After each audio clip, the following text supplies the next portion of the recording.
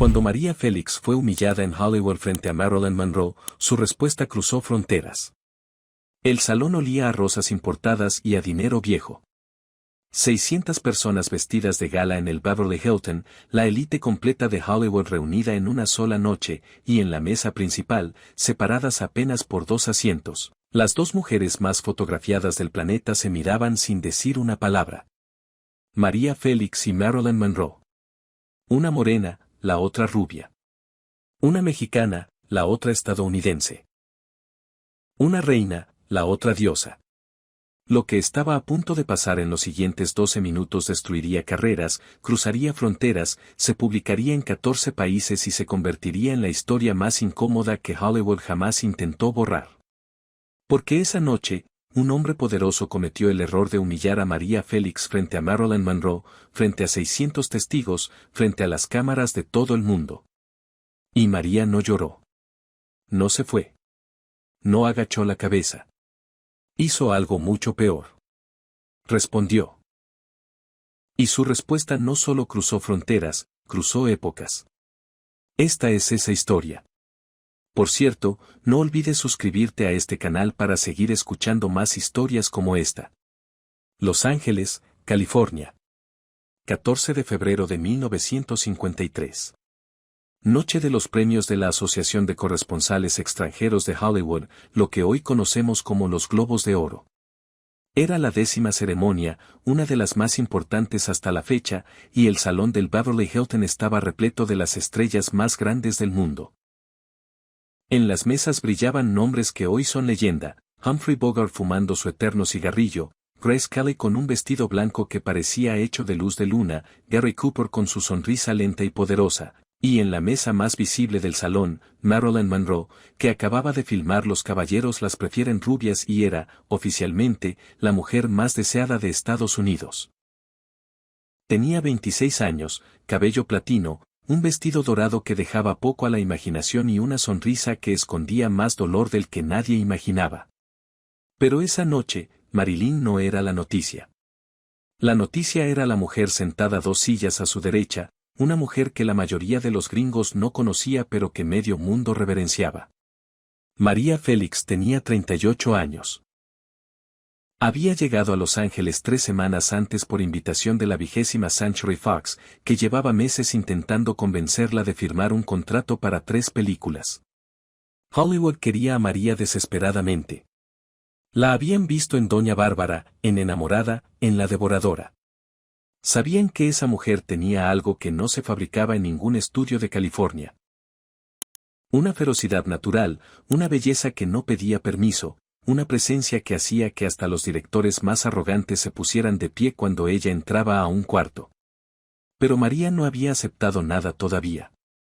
Estaba en Hollywood para observar, para medir, para decidir si ese mundo merecía su talento o si era solo otro circo con luces más grandes. Esa noche vestía un traje negro de Christian Dior, hecho a medida en París, con un collar de esmeraldas que había pertenecido a una princesa austriaca.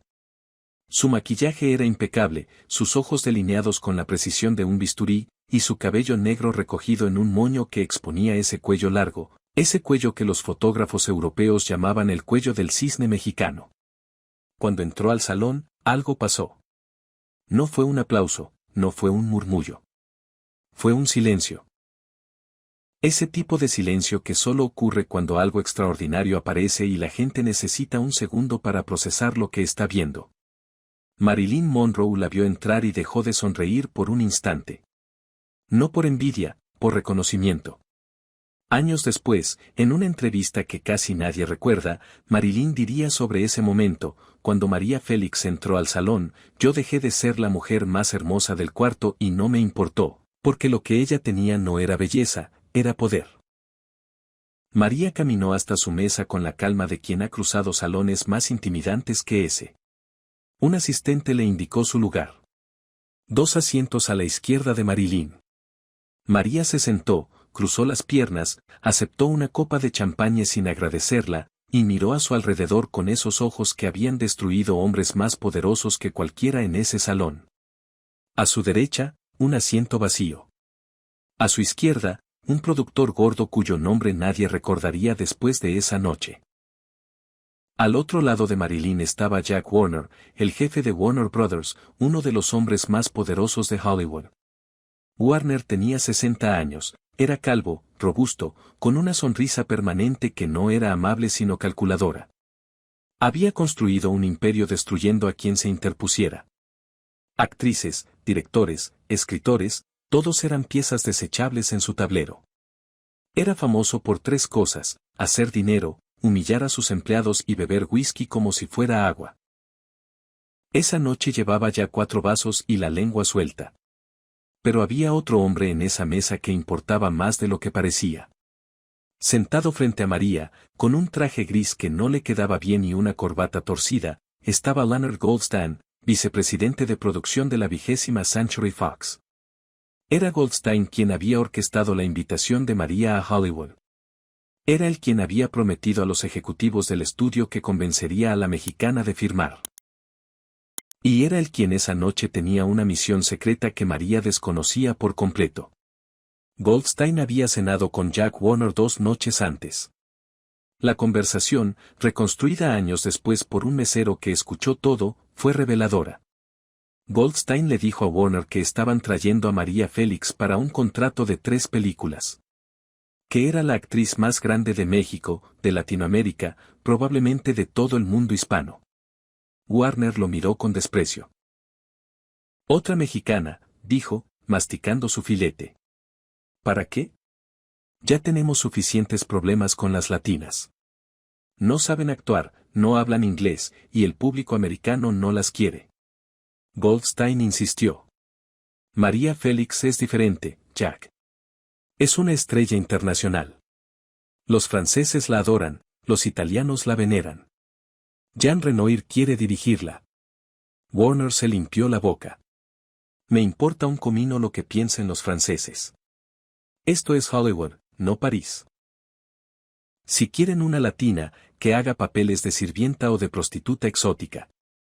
Eso es lo que el público espera. Goldstein tragó saliva. No creo que María Félix acepte esos papeles. Entonces que se regrese a México, dijo Warner. Y le diré algo más, Leonard, si la Fox firma a esa mujer, será el hazmerreír de la industria. Nadie va a pagar por ver a una mexicana en un papel protagónico. A nadie le importa México. Goldstein no respondió. Sabía que Warner tenía influencia suficiente para sabotear cualquier contrato. Y sabía que esa noche, en la ceremonia, Warner estaría en la misma mesa que María. Lo que no sabía era que Warner tenía planes propios. La cena avanzó. Los premios se entregaban entre aplausos mecánicos y discursos aburridos. María observaba todo con la atención de una antropóloga estudiando una tribu desconocida. No conocía a la mayoría de los presentes, pero entendía perfectamente la dinámica de ese salón. Quien tenía poder, quien lo fingía, quien estaba desesperado por pertenecer. Marilyn intentó hablarle. Se inclinó hacia María, sonriendo con esa sonrisa que ocultaba una inteligencia que pocos le reconocían. Eres María Félix, dijo en un inglés suave. He visto tus películas. María la miró. Por un segundo, 2 mujeres que la historia había decidido enfrentar se reconocieron como lo que realmente eran, sobrevivientes. Gracias, respondió María en un inglés con acento que no intentaba disimular. Y yo he visto las tuyas. Eres mejor actriz de lo que ellos creen. Marilyn parpadeó sorprendida. Nadie en Hollywood le decía eso. Para todos era solo un cuerpo, una rubia tonta, un objeto de deseo sin cerebro. María Félix acababa de verla, realmente verla, en una sola frase. Gracias, susurró Marilyn. De verdad, gracias. Ese intercambio duró menos de 30 segundos, pero fue suficiente para crear una conexión que haría lo que pasó después infinitamente más devastador, porque cuando Jack Warner decidió atacar a María, Marilyn no se quedó callada. Y eso nadie lo esperaba. La cena comenzó con los platos típicos de estas ceremonias, ensalada marchita, pollo sobrecocido, vino que costaba más por la etiqueta que por el sabor. María apenas tocó la comida. Observaba. Cada mesa era un microcosmos de poder. Quién hablaba con quién evitaba a quién reía demasiado fuerte para ser escuchado por la mesa correcta. En un momento, Goldstein se le acercó al oído. María, Jack Warner está en nuestra mesa. Es el jefe de Warner Brothers. Puede ser difícil. No te preocupes, yo manejaré la situación. María lo miró con una calma que Goldstein no supo interpretar. No necesito que me protejan, Leonard. Sé exactamente dónde estoy y con quién estoy. Goldstein sintió un escalofrío. No sabía si era admiración o miedo. Probablemente ambos. Durante la entrega de los primeros premios, María notó algo. Cada vez que una actriz subía al escenario, el lenguaje del presentador cambiaba dependiendo de quién era. A las estadounidenses las trataban como artistas. A las europeas las trataban como exóticas. Y a las latinas, las pocas que había, las trataban como curiosidades, como si su presencia fuera un favor que Hollywood les hacía y no un mérito que se habían ganado.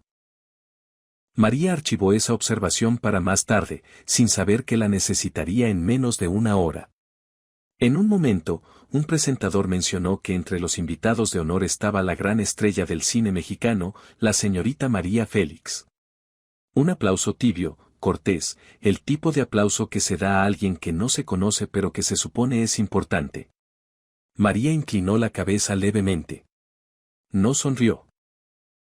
Sonreír habría sido someterse al protocolo de esa casa, y María Félix no se sometía a protocolos ajenos. Warner, que llevaba ya su tercer whisky, se inclinó hacia Marilyn y dijo algo que Marilyn escuchó claramente. ¿Viste eso? Cine mexicano. Como decir chef de comida rápida.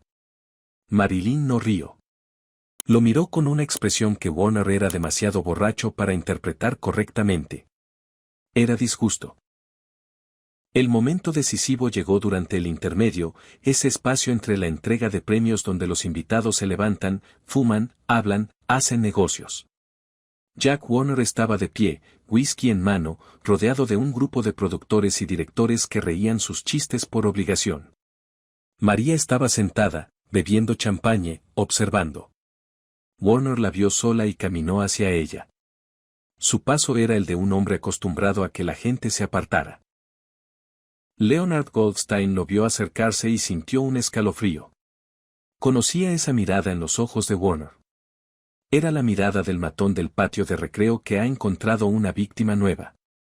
Intentó intervenir. Jack, tal vez no es el momento. Warner lo ignoró. Se detuvo frente a María. Su sombra cayó sobre ella como una sentencia.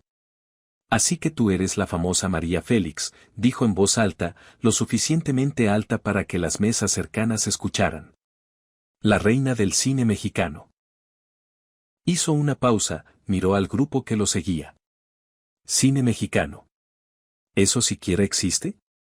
Risas nerviosas de los que lo rodeaban. María no se movió. Solo levantó la mirada y encontró los ojos de Warner con la misma expresión que usaba para mirar a insectos en el campo de Sonora. Warner se animó, interpretando su silencio como debilidad. Me han dicho que quieres trabajar aquí, en Hollywood, continuó.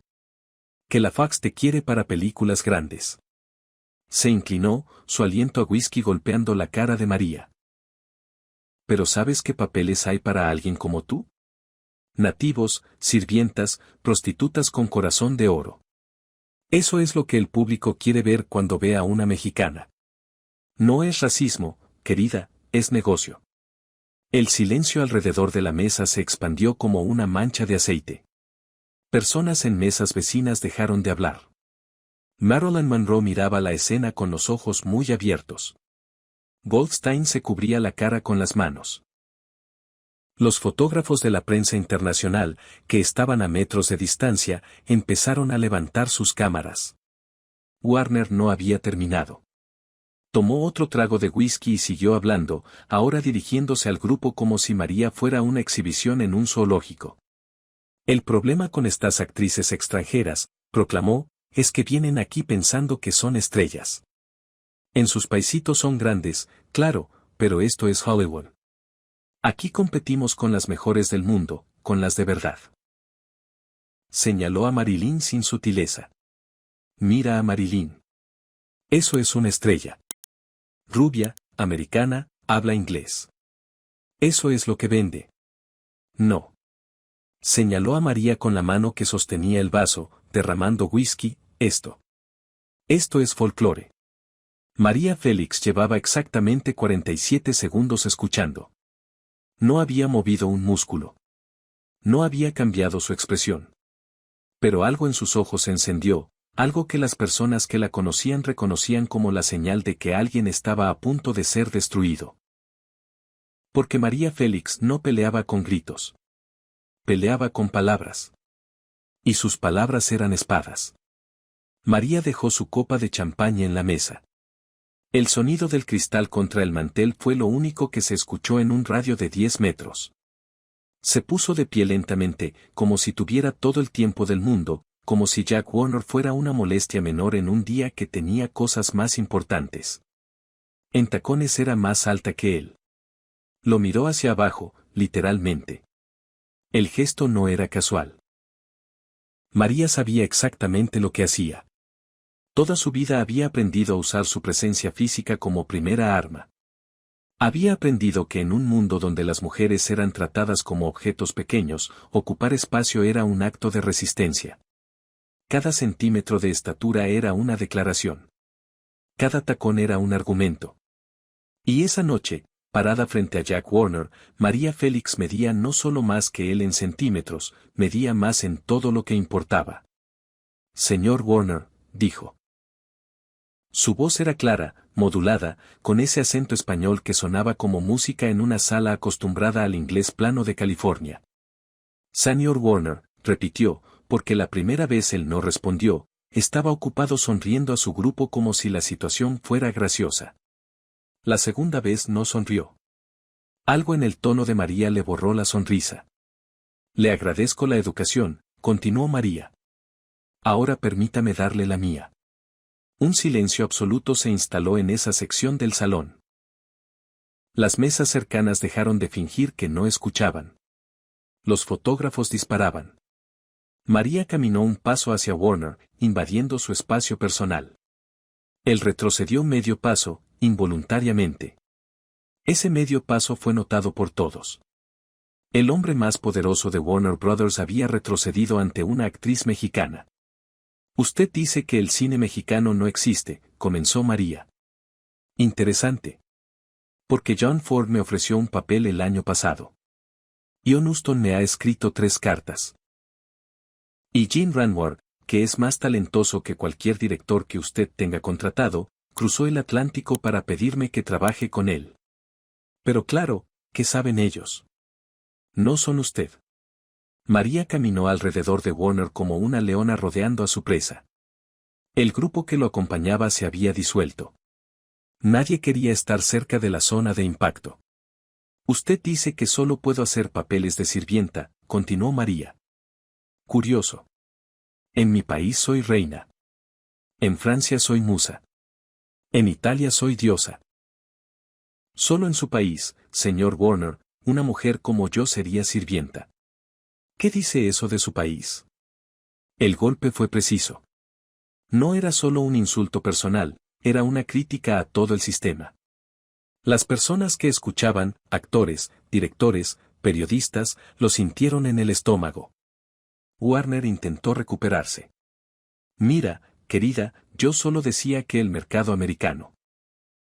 El mercado americano, lo interrumpió María, su voz subiendo apenas medio tono, lo necesario para cortar como navaja, el mercado americano pagó $2 millones para ver Doña Bárbara con subtítulos. Su mercado americano llena cines en Nueva York, en San Antonio, en Los Ángeles, en Chicago, cada vez que estreno una película.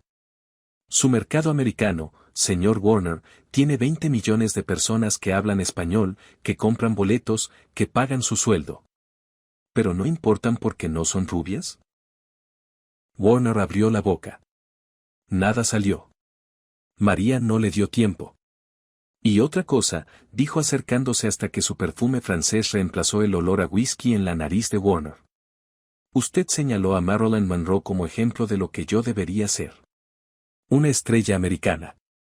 rubia. María giró la cabeza hacia Marilyn, que miraba todo con los ojos brillantes, y le sonrió. Una sonrisa de mujer a mujer, de sobreviviente a sobreviviente. ¿Sabe cuál es la diferencia entre Marilyn y yo, señor Warner? Las dos somos extraordinarias. Pero a ella ustedes la obligan a sonreír. A mí nadie me obliga a nada. Marilyn Monroe dejó escapar un sonido. No era una risa, no era un llanto. Era algo entre los dos.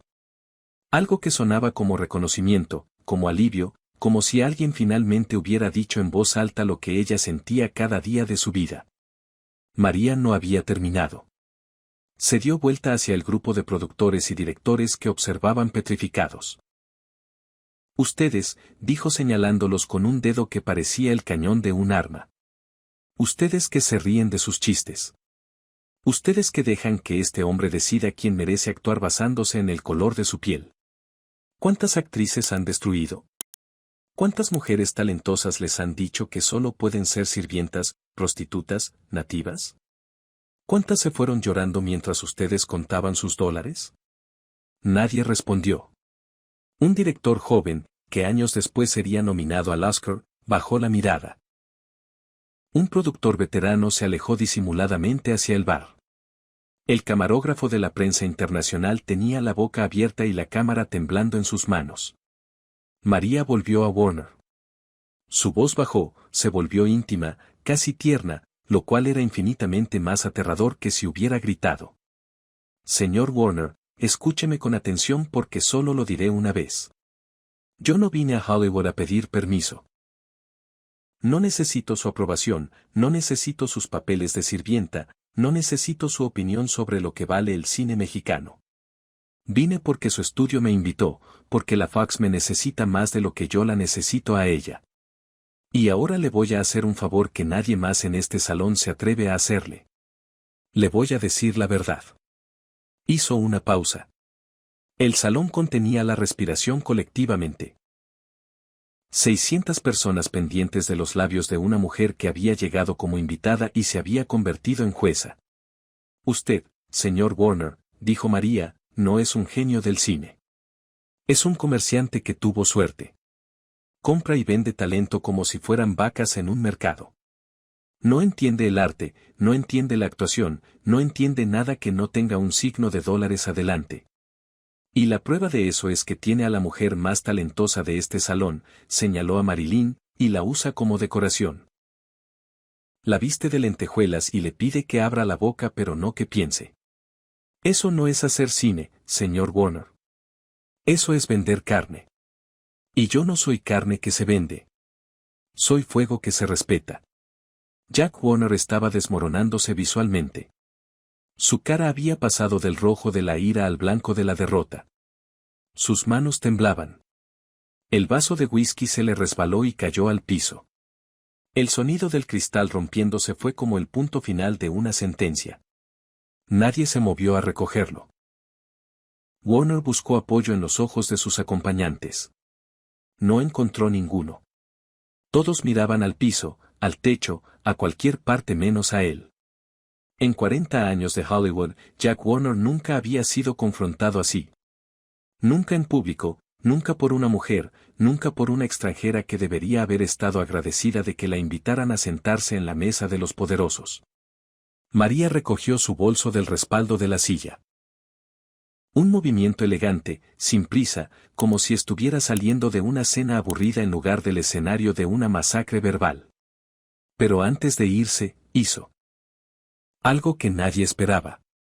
Caminó hacia Marilyn Monroe, que seguía sentada, con lágrimas silenciosas corriendo por sus mejillas, arruinando el maquillaje que un equipo de 3 personas había tardado 2 horas en aplicar.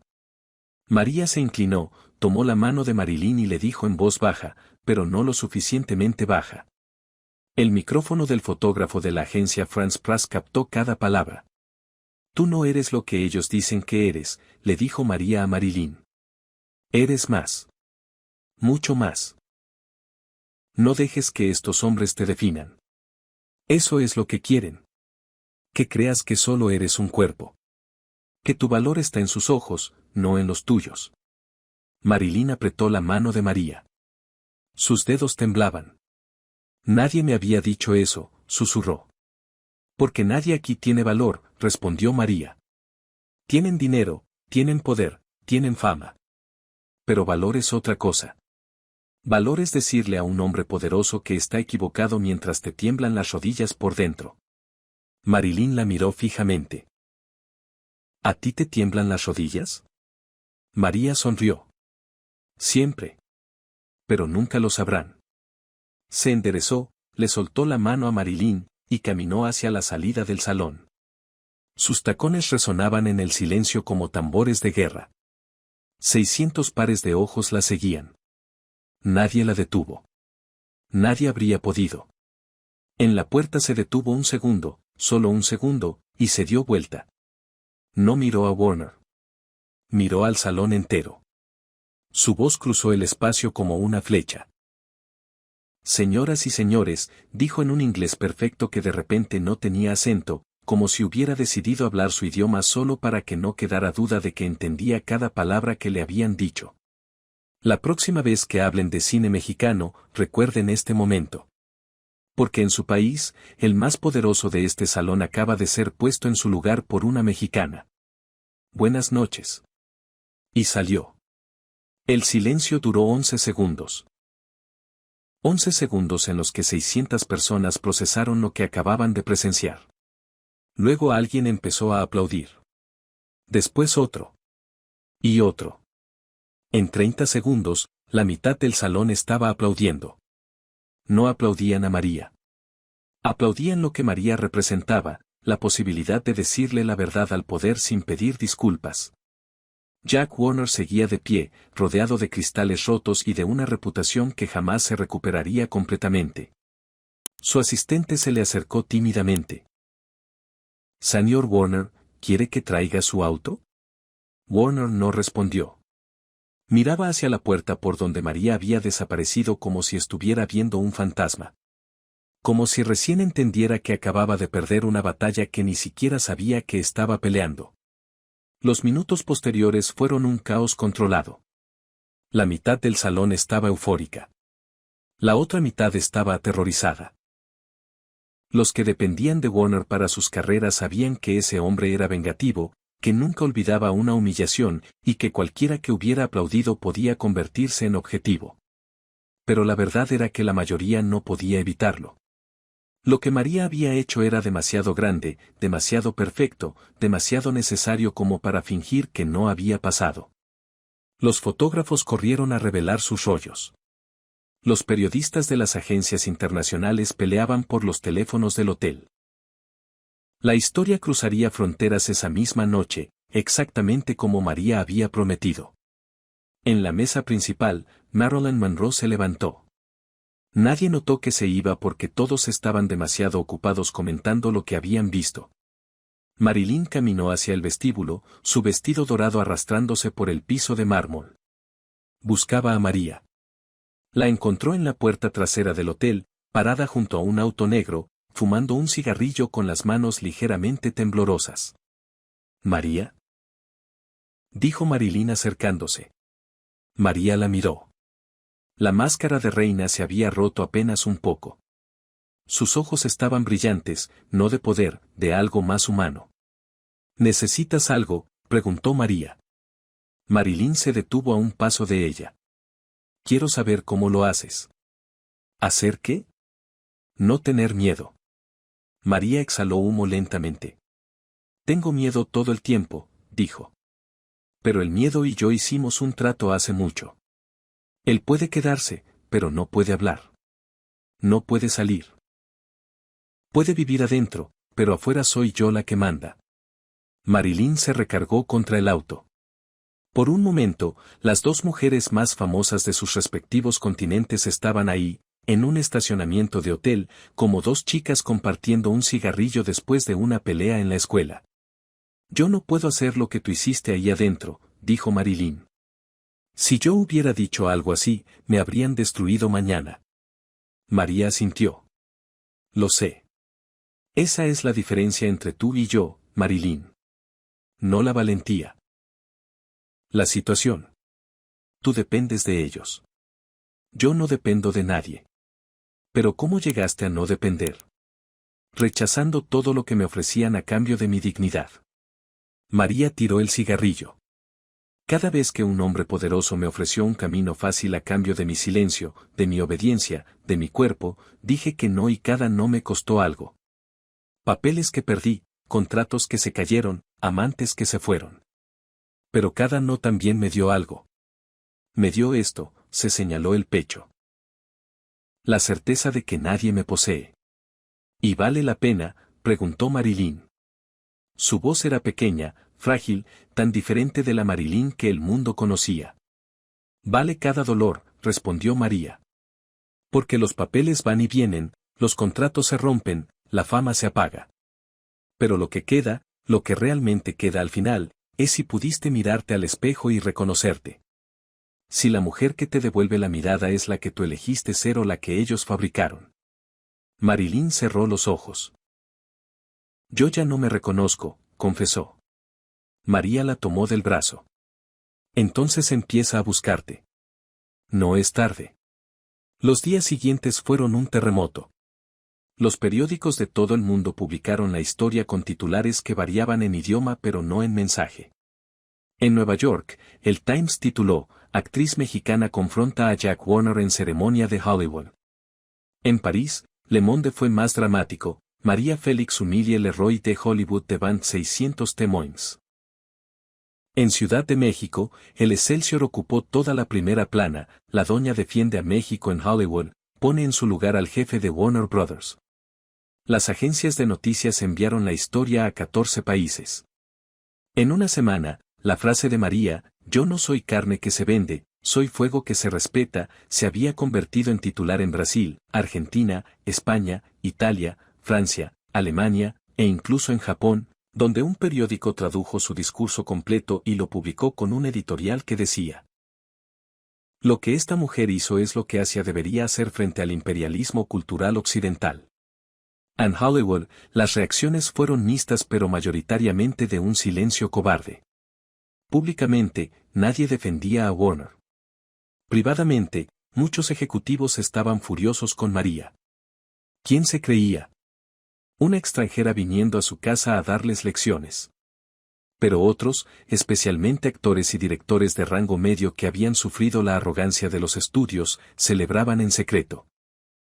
Un director que prefirió mantenerse anónimo le dijo al New York Herald, lo que María Félix hizo esa noche fue lo que todos queríamos hacer desde hace 20 años, decirle a Jack Warner que es un matón que trata a las personas como mercancía. Ella tuvo el valor que nosotros no tuvimos. Jack Warner, por su parte, hizo lo que hacen los hombres poderosos cuando son humillados, contraatacó desde las sombras. No habló públicamente del incidente. En cambio, llamó a los jefes de todos los estudios importantes, la MGM, la Paramount, la Universal, la Columbia, y les dijo exactamente lo mismo a todos: si alguno de ustedes contrata a esa mexicana, me lo tomo personal. Warner estaba poniendo a María en la lista negra de Hollywood. Era su venganza, sutil, corporativa, devastadora. En las semanas siguientes, el efecto de la lista negra se hizo evidente. Un director independiente que había expresado interés en María fue visitado por un abogado de Warner Brothers que le recordó amablemente que sus películas se distribuían a través de canales que Warner controlaba. El director retiró su oferta inmediatamente. Una productora pequeña que había enviado un guión a María recibió una llamada de un ejecutivo de Warner que le sugirió amablemente que reconsiderara su decisión si quería seguir haciendo negocios en esta ciudad. La productora retiró el guión sin explicación.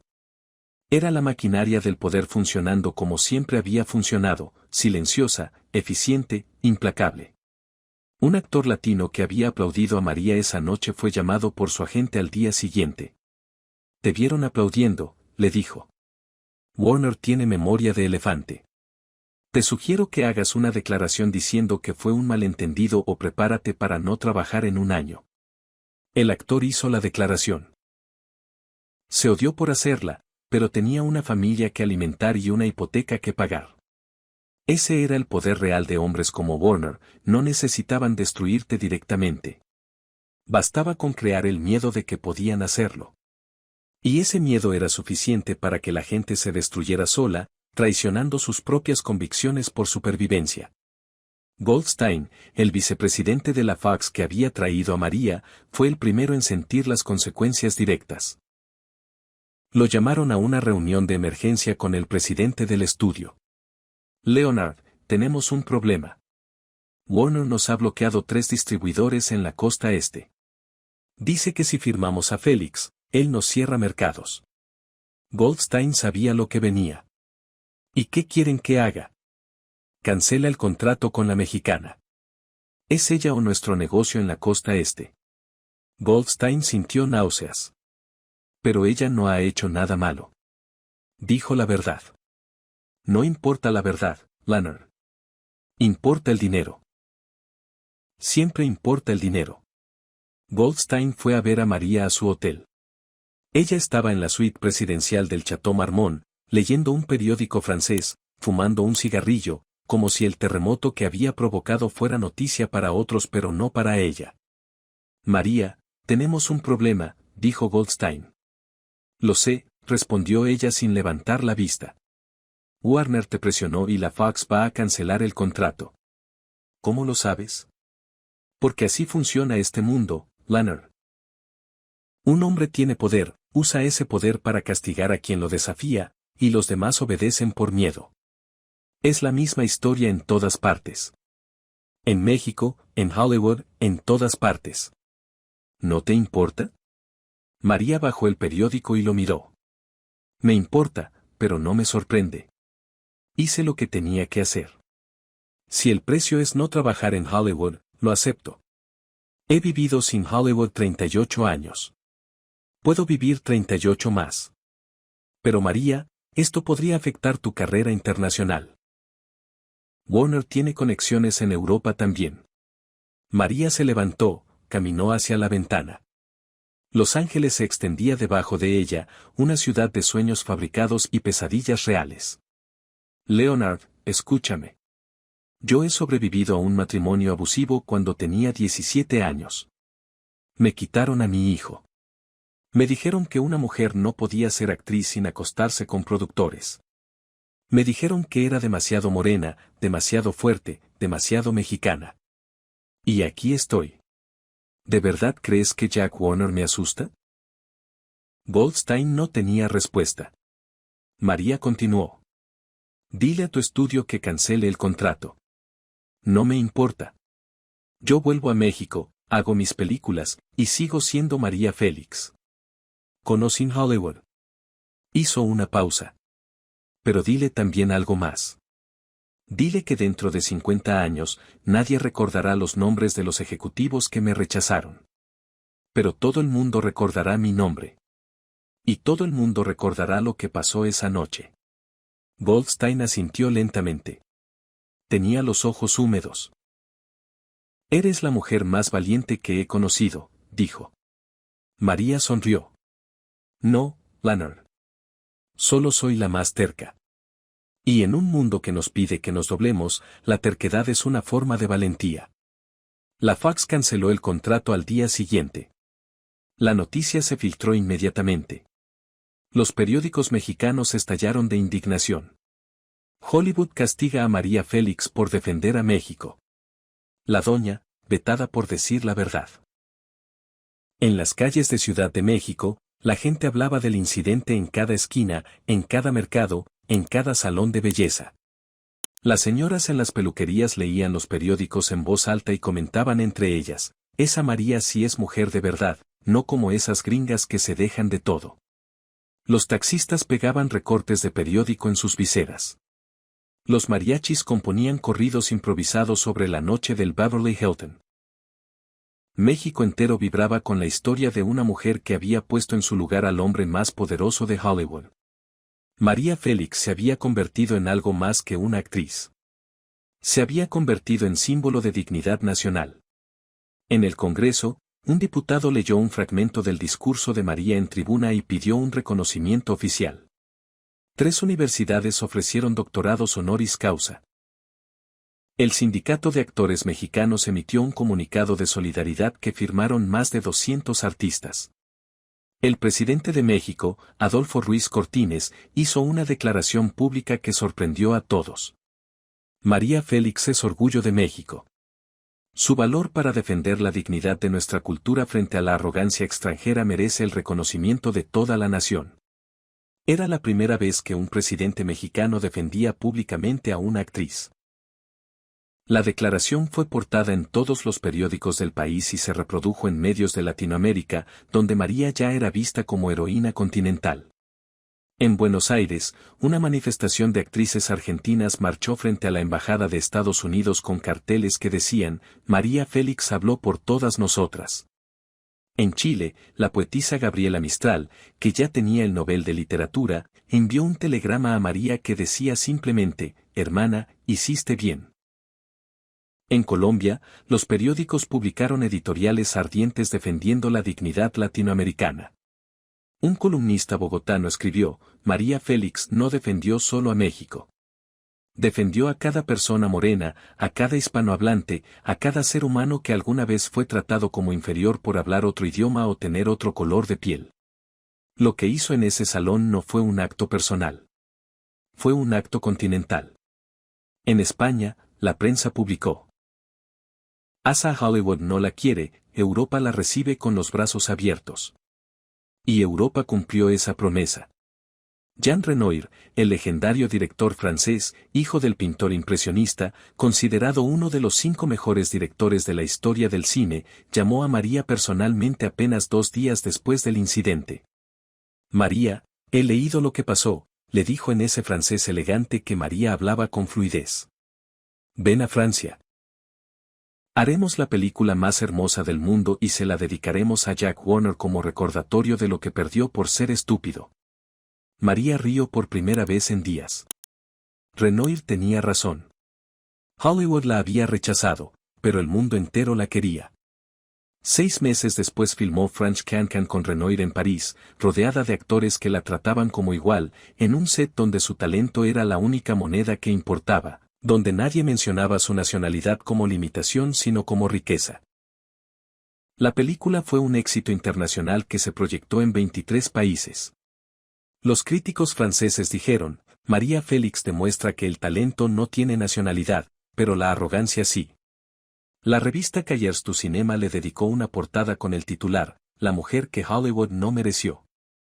En México, cada éxito europeo de María se celebraba como una victoria nacional. Cada festival que la premiaba, cada director que la elogiaba, era leído como una confirmación de lo que María había dicho esa noche. El cine mexicano existía, valía, y no necesitaba el permiso de nadie para brillar. Mientras tanto, Jack Warner enfrentaba consecuencias que no había previsto. El incidente había sacado a la superficie resentimientos que la industria había guardado por décadas.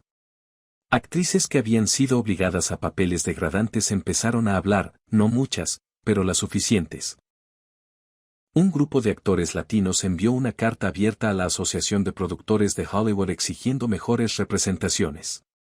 Un congresista de California, presionado por la comunidad hispana de su distrito, pidió una investigación sobre prácticas discriminatorias en los estudios. Warner minimizó todo. Es una tormenta en un vaso de agua, le dijo a su junta directiva. En un mes nadie recordará a esa mexicana. Pero sí la recordaron. Y no en un mes. En décadas. En 1956, 3 años después del incidente, Marilyn Monroe hizo algo que nadie esperaba. En una entrevista para Life Magazine, una de las revistas más leídas del mundo, el periodista le preguntó sobre las mujeres que la habían influenciado. Marilyn, que normalmente evitaba respuestas profundas en las entrevistas porque sus publicistas le decían que la profundidad no vendía, esa vez rompió el guión. María Félix, dijo sin dudar. El periodista parpadeó. ¿María Félix? ¿La actriz mexicana? Marilyn asintió. La conocí una noche en un evento. Alguien intentó humillarla, menospreciarla por ser mexicana, por no ser rubia, por no ser lo que Hollywood quería que fuera. Y ella se levantó y le dijo la verdad a un hombre que nadie se atrevía a confrontar. ¿Qué aprendiste de eso? Marilyn pensó un momento. Que ser valiente no es no tener miedo. Es tener miedo y hacerlo de todas formas. María me enseñó eso en 30 segundos. Hollywood no me lo enseñó en 10 años. El periodista insistió. ¿Siguen en contacto? No directamente, dijo Marilyn. Pero le escribí una carta después de esa noche. Le dije que lo que hizo cambió algo en mí. Que me hizo querer ser más que lo que me pedían que fuera. ¿Y ella respondió? Marilyn sonrió. Me mandó un telegrama. Decía, deja de pedir permiso para ser extraordinaria. Solo sélo. Y firmó, MF. La entrevista se publicó. Fue noticia mundial. Marilyn Monroe revela que María Félix es su mayor inspiración. La conexión entre las dos mujeres, que había durado apenas minutos en persona, se había convertido en leyenda. Dos mujeres de mundos opuestos, unidas por un momento de verdad en un océano de mentiras. En México, la noticia fue recibida con orgullo desbordante. María Félix inspira a Marilyn Monroe, titularon los periódicos. La reina del cine mexicano influye en la reina de Hollywood. María, cuando le preguntaron sobre la entrevista de Marilyn, respondió con su elegancia habitual. Marilyn no necesitaba que yo la inspirara. Ya era extraordinaria. Solo necesitaba que alguien se lo dijera sin querer algo a cambio. Eso es lo triste de Hollywood. Todo tiene precio. Hasta la admiración.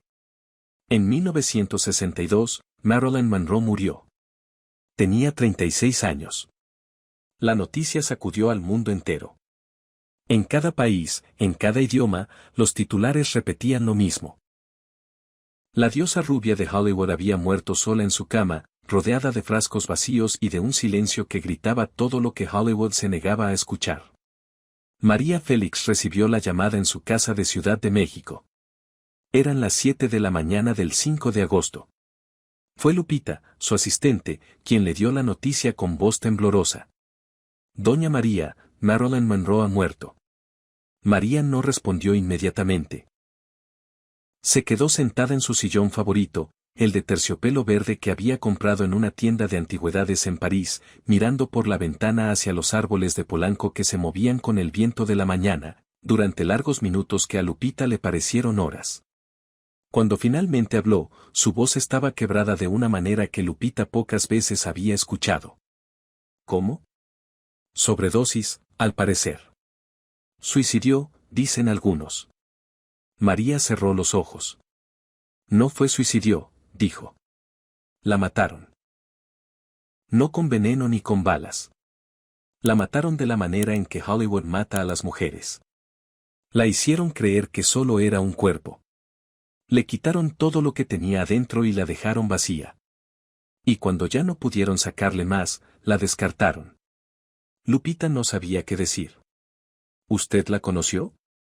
Una vez, dijo María. Una sola noche. Pero vi todo lo que iba a pasar. Lo vi en sus ojos.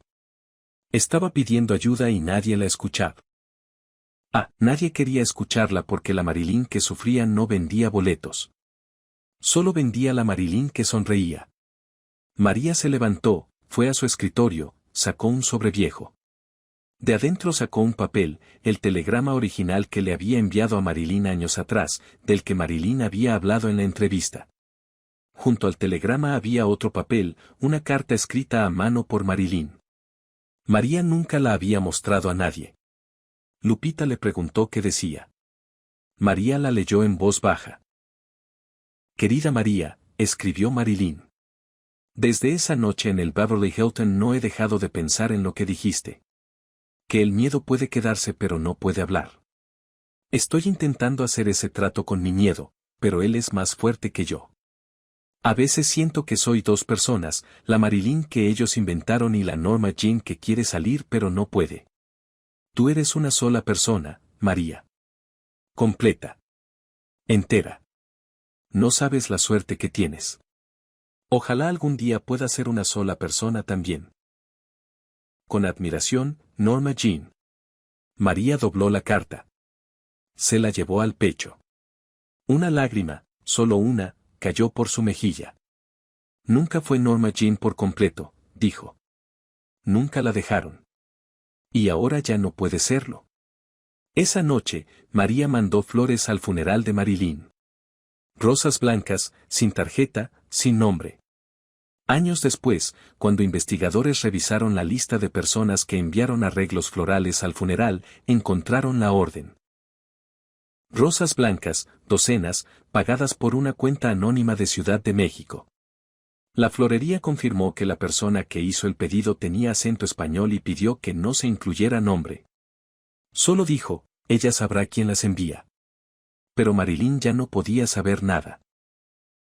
Las rosas se marchitaron sobre una tumba que el mundo visitaría por décadas, sin saber que entre esas flores estaba el último mensaje de una mujer mexicana que había visto a la verdadera Marilyn en un instante y la había amado por lo que realmente era.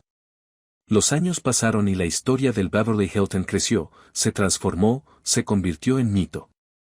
Como todas las historias de María Félix, cada versión agregaba detalles, quitaba otros, embellecía lo que ya era extraordinario.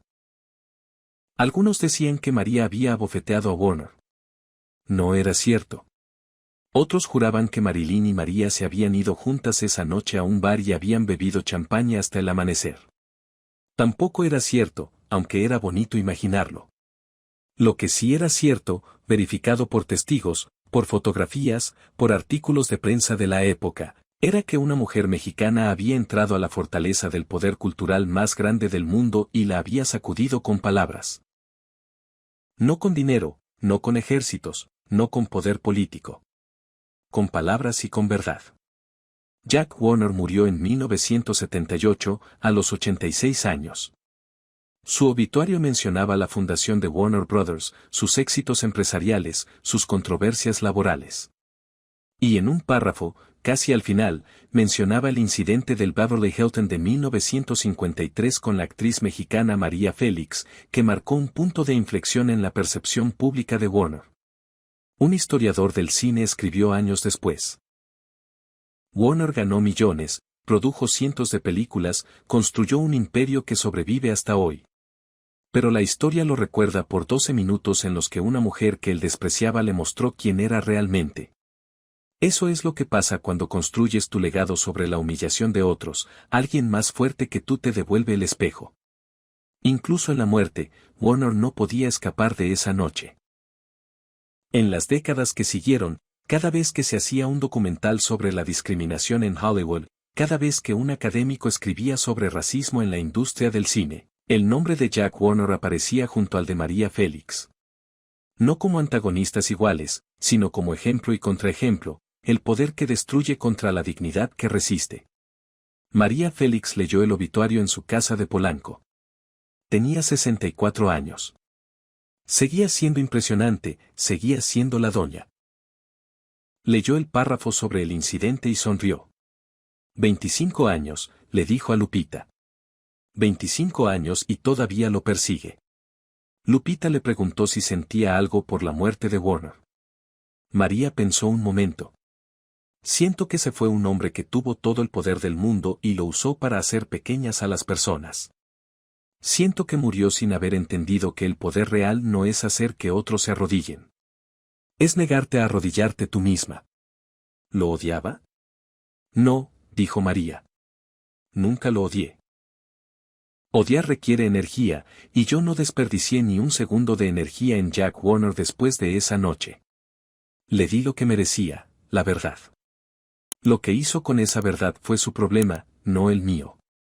En 1994, 41 años después del incidente, una historiadora del cine llamada Elena Sánchez descubrió algo que cambiaría la percepción de toda la historia.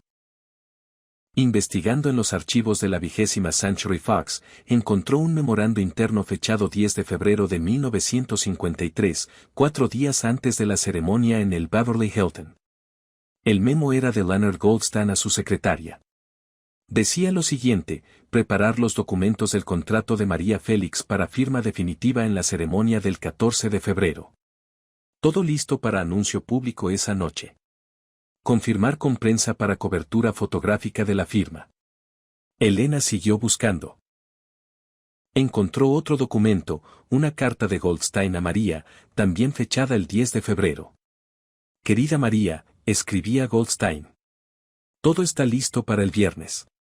Firmaremos el contrato durante la cena de los corresponsales extranjeros. Será un evento memorable. Su carrera en Hollywood comienza oficialmente esa noche. Esto significaba que María había ido al Beverly Hilton esa noche con la intención de firmar un contrato con la Fox. Iba a trabajar en Hollywood. Había decidido que sí. El incidente con Warner no fue parte de ningún plan. María no fue a esa cena preparada para la guerra. Fue preparada para la paz, para un nuevo capítulo, para conquistar Hollywood en sus propios términos. Pero cuando Warner la humilló, cuando menospreció su país, su cultura, su identidad, María tomó una decisión en segundos que cambió el curso de su carrera. Eligió su dignidad sobre su ambición. Eligió defenderse sobre firmar el contrato más importante de su vida. Y esa elección le costó Hollywood. Elena Sánchez publicó su investigación. Los medios la cubrieron ampliamente. María Félix sacrificó Hollywood por dignidad, titularon. La noche que María eligió ser mexicana antes que ser estrella de Hollywood. La revelación hizo la historia aún más poderosa. No era solo una mujer defendiéndose. Era una mujer renunciando a su sueño más grande porque el precio era demasiado alto. Cuando le preguntaron a María, ya con 80 años, sobre los documentos descubiertos, sobre el contrato que nunca firmó, ella respondió con una frase que se grabaría en la historia. Hollywood me ofreció el mundo y yo dije que no porque el mundo que me ofrecían venía con una jaula. Y yo, señores, no nací para estar enjaulada. Nací para volar. Y las águilas no negocian con sus alas. Pero había algo más. Un detalle que nadie conocía, que solo salió a la luz décadas después, un secreto que María guardó hasta su muerte y que cambiaría toda la percepción de esa noche en el Beverly Hilton. En 2003, un año después de la muerte de María, Lupita, su fiel asistente durante más de 40 años, abrió una caja que María le había dejado con instrucciones de que solo se abriera después de su muerte. Adentro había cartas, fotografías, documentos de toda una vida. Y entre todo eso, un sobresellado con una nota que decía, para que sepan la verdad completa. Adentro del sobre había una carta escrita a mano por María, sin fecha, pero claramente escrita en sus últimos años. Lupita la leyó llorando. La carta decía, si estás leyendo esto es porque ya me fui. Y hay algo que necesito contar antes de que la historia se solidifique para siempre sin la verdad completa. La noche del Beverly Hilton, cuando Jack Warner me humilló, yo respondí como todos saben. Pero lo que nadie sabe es lo que pasó 20 minutos antes. Goldstein me llevó aparte antes de la cena. Me dijo que Warner estaría en nuestra mesa. Me advirtió que Warner odiaba a los latinos, que había hecho comentarios despectivos, que podía ser agresivo. Me preguntó si quería cambiar de mesa. Le dije que no. Le pregunté por qué Warner nos odiaba tanto. Goldstein dudó. Finalmente me dijo, Warner cree que los latinos están quitándole mercado. Sus películas en español compiten con las de él en toda Latinoamérica. Te odia porque eres la prueba de que no necesitan a Hollywood. Y entonces entendí algo. Warner no me odiaba a mí. Odiaba lo que yo representaba, la posibilidad de que existiera un cine poderoso fuera de su control. Un cine que él no podía comprar, vender ni destruir. Yo era la evidencia viviente de que su imperio tenía límites. Por eso me atacó. No por racismo, aunque eso también. Me atacó por miedo. Y cuando entendí eso, ya no tuve miedo de él. Porque no puedes temer a alguien que te teme primero. Así que cuando hizo lo que hizo, yo estaba lista. No porque lo hubiera planeado, sino porque ya sabía quién era él realmente, un hombre asustado tratando de parecer grande haciendo pequeños a los demás. La carta continuaba. Y después, en el estacionamiento, cuando Marilyn me encontró, vi en ella lo que Warner había logrado hacer. Crear una mujer que no sabía quién era fuera del reflejo que ellos le mostraban. Marilyn era su mejor creación y su peor crimen. La fabricaron, la usaron y la desecharon.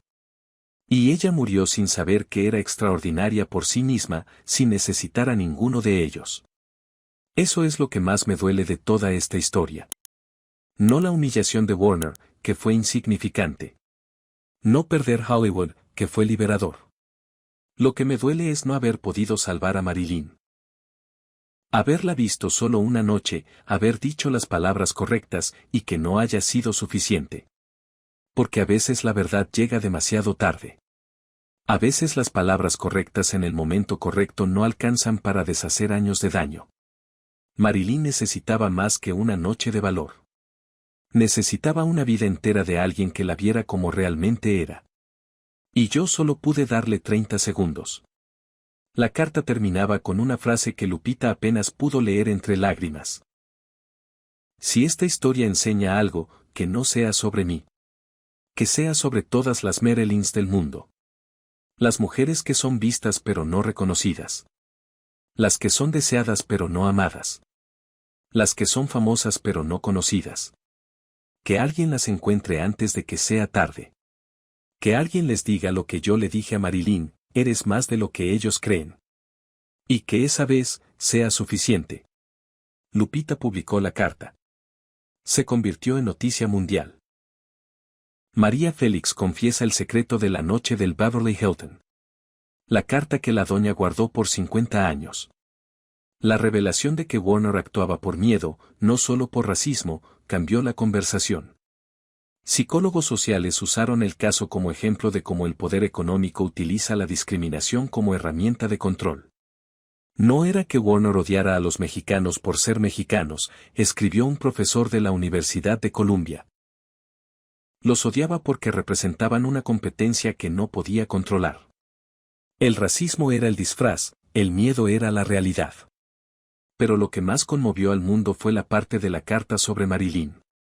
María confesando que su mayor dolor no era la humillación de Warner ni perder Hollywood, sino no haber podido salvar a una mujer que murió sin saber quién era realmente. Esa confesión humanizó a María de una manera que décadas de entrevistas no habían logrado. La mujer que todos creían invencible, que todos pensaban que nunca dudaba, que todos imaginaban hecha de acero y diamantes, confesaba que su mayor fracaso era no haber podido ayudar a otra mujer. No haber tenido tiempo suficiente, palabras suficientes, presencia suficiente para cambiar el destino de Marilyn Monroe. La escritora Elena Poniatowska, que había conocido a María en vida, escribió un ensayo conmovedor sobre la carta. María Félix pasó su vida entera siendo fuerte para que otras mujeres supieran que era posible. Pero en su carta final nos mostró algo más importante que la fuerza, nos mostró el dolor de no poder proteger a todas. Nos mostró que incluso las mujeres más poderosas del mundo no pueden salvar a todos. Y que esa impotencia, esa frustración de ver a otra mujer caer y no poder sostenerla, es quizás el dolor más profundo que existe. Libros enteros se escribieron sobre esa noche. Documentales se filmaron. Universidades la estudiaron como caso de resistencia cultural, de feminismo temprano, de dignidad latinoamericana frente al imperialismo cultural. En 2010, el Instituto de Cine de México creó el Premio María Félix a la Dignidad Artística, otorgado anualmente a artistas que se negaran a comprometer su integridad creativa por presiones comerciales o políticas. La primera ganadora fue una directora indígena de Oaxaca que había rechazado 3 ofertas de Netflix por negarse a cambiar el idioma zapoteco de su película al español. En su discurso de agradecimiento dijo, María Félix nos enseñó que el idioma de nuestras historias no se negocia.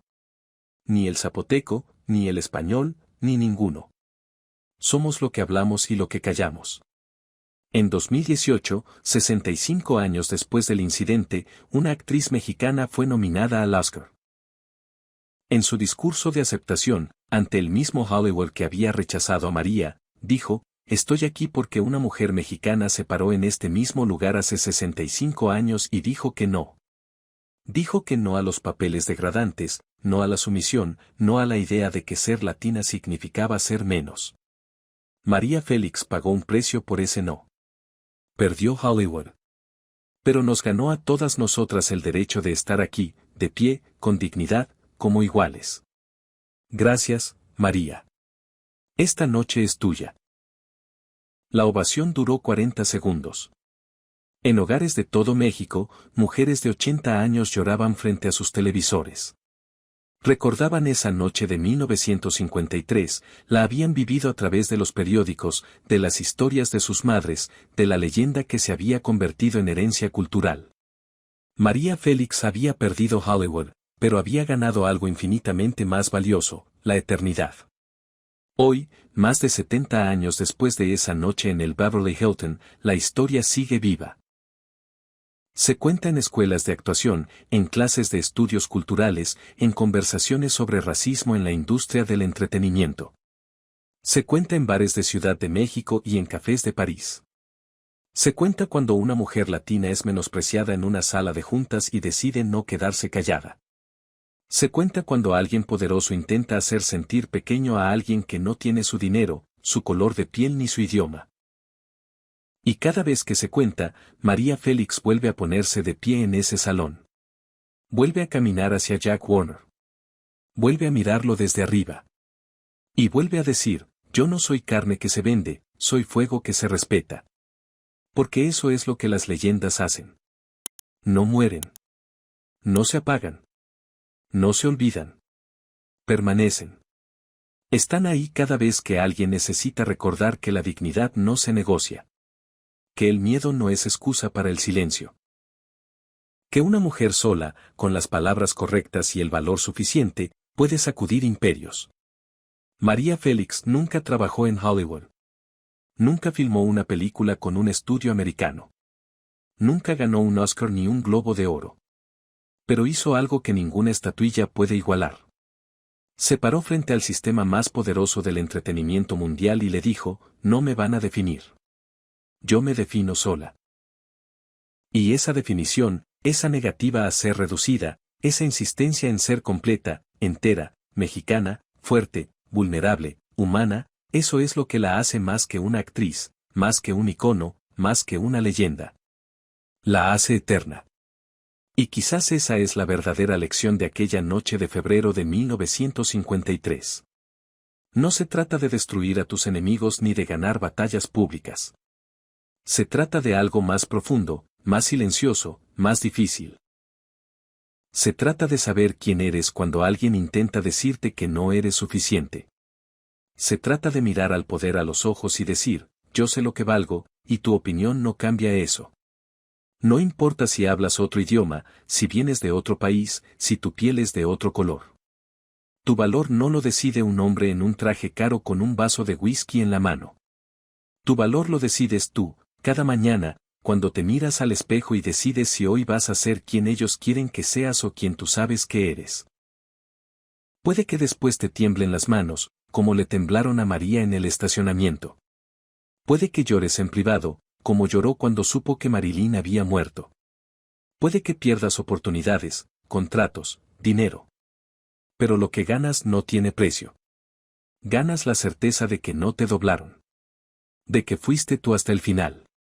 De que cuando el mundo te dijo que te achicaras, tú decidiste crecer. 600 personas vieron a María Félix esa noche en el Beverly Hilton. Pero millones la han visto después, en cada mujer que se niega a ser menos de lo que es, en cada persona que elige la dignidad sobre la conveniencia, en cada voz que se alza cuando sería más fácil quedarse callada. Esa es la herencia de María. No sus películas, no sus joyas, no su belleza. Su herencia es el permiso que nos dio a todos de ser inquebrantables. Y esa herencia, como las verdaderas leyendas, no tiene fecha de vencimiento. En 2020, durante la pandemia, una joven actriz mexicana de 22 años publicó un video en redes sociales. Estaba llorando. Contó que un productor americano le había dicho en una videollamada que su acento era demasiado fuerte, que necesitaba sonar menos mexicana si quería trabajar en series internacionales. La chica estaba devastada. Pensaba que tenía que cambiar quién era para pertenecer. 3 días después, la madre de esa actriz le envió un enlace. Era un artículo viejo sobre la noche del Beverly Hilton. La actriz lo leyó. Lloró de nuevo, pero esta vez no de tristeza. Hizo otro video. En este no estaba llorando. Estaba sonriendo. Dijo, acabo de leer sobre María Félix en Hollywood. Me acaban de recordar que mi acento no es un defecto. Es mi herencia. Y si María Félix pudo pararse frente al hombre más poderoso de Hollywood y decirle yo no me achico, yo puedo decirle lo mismo a un productor en una videollamada. Ese video tuvo 4 millones de reproducciones. Miles de mujeres latinas comentaron contando sus propias historias de discriminación y de resistencia. Algo que había pasado 67 años antes seguía encendiendo fuegos, seguía dando fuerza, seguía diciendo, no tienes que ser lo que ellos quieren que seas. Puedes ser lo que tú decidiste ser. María Félix nunca vio ese video. Llevaba 18 años muerta. Pero de alguna manera, a través del tiempo y del espacio, su legado seguía haciendo exactamente lo que ella había hecho esa noche en 1953, ponerse de pie cuando todos decían que te sentaras. ¿Alguna vez tuviste que defender tu dignidad frente a alguien que te menospreció? ¿Cómo lo hiciste? Cuéntamelo en los comentarios. Y si esta historia te hizo sentir algo, suscríbete. Porque las leyendas nunca mueren, solo esperan ser contadas otra vez.